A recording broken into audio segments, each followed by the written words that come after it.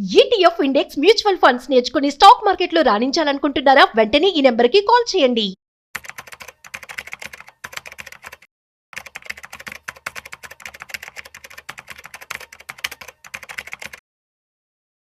Reliance power stock sudden గా growth వచ్చింది.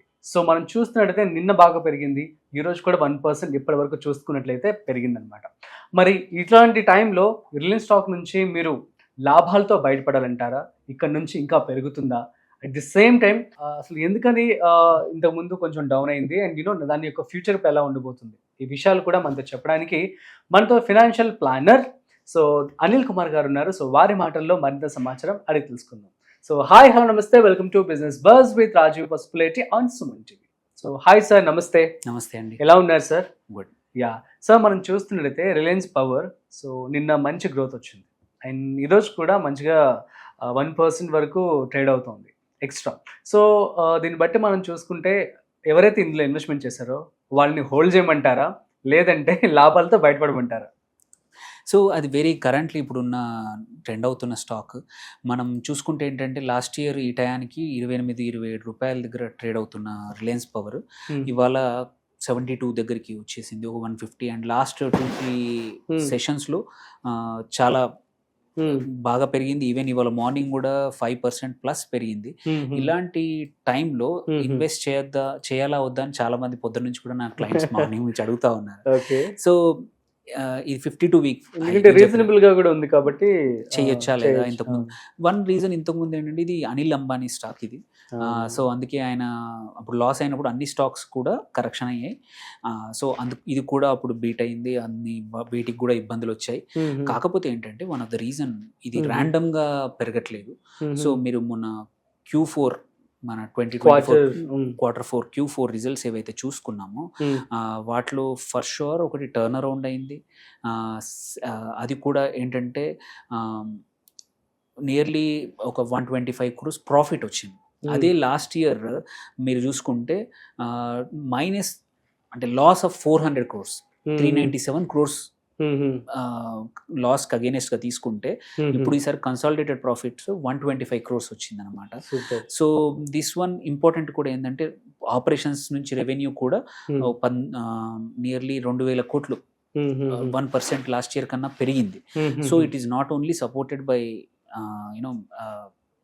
Financials but profit కూడా పెరిగింది. ఆల్సో ఇంపార్టెంట్ ఏంటంటే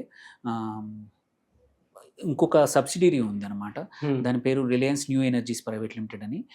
దానికి ఒక నియర్లీ 350 మెగావాట్లకి సప్లైకి ఒక పబ్లిక్ SJVN లిమిటెడ్ అని ఏదైతే PSU కంపెనీ అనమాట, దాని నుంచి ఆర్డర్ వచ్చిందనమాట, లీడర్ ఆఫ్ అవార్డు రన్ చేయడానికి. సో ఇది సోలార్ ప్రాజెక్ట్ అనమాట. సో నియర్లీ అండ్ విత్ ఇంకోటి ఏంటంటే ఇది long term power buying back ఉంది కాబట్టి సో ఈ రీజన్ ఒకటి. And at the same time debt ఇంతకుముందు లాస్ట్ ఇయర్ ఈ టయానికి 1.66% డెట్ అగేనెస్ట్ 1, అంటే డెట్ ఎక్కువగా ఉండింది ఈక్విటీ కన్నా. అది ఇప్పుడు లెస్ దెన్ 1.8 డెట్కి వచ్చేసింది. సో నియర్లీ 3,000 కోట్లు డెట్ తీర్చేశారు లాస్ట్ ఇయర్. సో డెట్ తగ్గిపోయింది. So debt to equity ratio కూడా బెటర్ అయింది, ఇప్పుడు డెట్ తగ్గిపోయి 0.88కి వచ్చేసింది. సో అదొక one of the major reasons ఈ దీనికి. సైమిల్టేనియస్లీ ఏంటంటే ఇది ఉందా లేదా, సపోజ్ ఇప్పుడు ఎవరైతే ఇన్వెస్ట్ చేస్తున్నారో వాళ్ళు ఉంచుకోవచ్చా లేదా. సో వాళ్ళకి ఏంటంటే ఈ డెట్ ఈక్విటీ రేషియో కానీ రీసెంట్ రిలయన్స్ న్యూ ఎనర్జీ ఏదైతే subsidiary of power Reliance power దాని కొత్త సైనింగ్ ఆఫ్ కొత్త కాంట్రాక్ట్లు కానీ అవార్డు వచ్చింది. ఆల్సో వీళ్ళకున్న long term power purchase agreement PPAs అంటాము, power purchase, most of them are long term. So long term ఉంటే ఏంటి అడ్వాంటేజ్ ఏంటంటే పాత ప్రైస్ దగ్గర ఆల్రెడీ లాక్ ఇన్ అయిపోయి ఉంటాయి. సో రెవెన్యూస్ అనేది సర్టెన్, అంటే ప్రాబబిలిటీ అది పెరగచ్చా వస్తుందా లేదా అనే కాకుండా వచ్చే అవకాశాలు ఉన్నాయి అన్నమాట. సో ఆ లెక్కన చూసుకుంటే డెట్ కూడా తగ్గడం వల్ల కొంచెం రిస్క్, ఇంతకు ముందు ఉన్న స్టాక్ ఉన్న రిస్క్ అనేది తగ్గడం మాత్రం జరిగింది. సో అందుకే ఎవరైతే ఉన్నారో ఇన్వెస్ట్ చేస్తున్నారో తక్కువ, ఎస్పెషల్లీ రిలయన్స్ పవర్లో లాస్ట్ ఇయర్ కానీ ఒక 1.5 year బ్యాక్ ఈవెన్ 17-16 దగ్గర ఎవరైతే స్టాక్ కొన్నారో వాళ్ళు ఇప్పుడు ఎగ్జిట్ అవ్వాలంటే కొంచెం ఎగ్జిట్, ఇప్పుడు లెట్స్ సే మీరు పెట్టిన అమౌంట్కి, ఎందుకంటే నియర్లీ 152%, 200% పెరిగింది.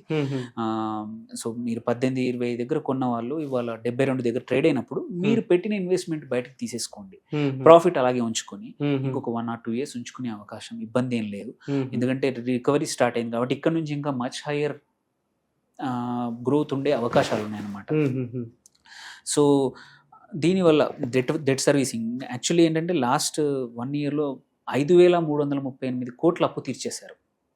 సో అందుకే అదొక మేజర్ టర్న్ అరౌండ్.